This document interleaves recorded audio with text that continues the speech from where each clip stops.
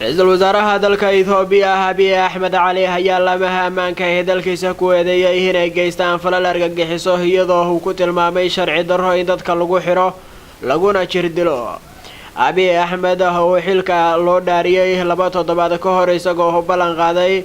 إنو هزبدالله ووين كسامين دونه قداهان دلك إثيوبيا كمانان روحو كاميدا دادك سياسيين تاو حرنا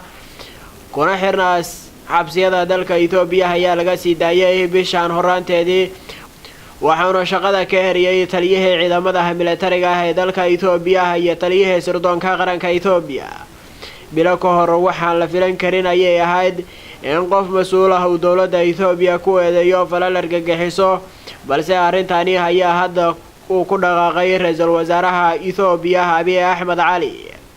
رئيس الوزراء وبرلمانka su'aalaha uga jawaabaya ayaa la weydiiyay sababta uu xabsiyada uga sii daayay dad ku eedeysana falal argagixiso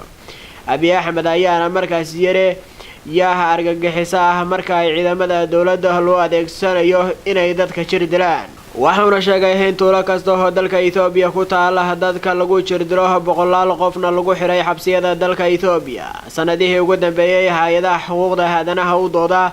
ayaa dawladda Itoobiya ku eedeynayay inay gacan bira ku hayso mucaaradka iyo saxaafadda xorta ah ee ka shaqeeya dalka Itoobiya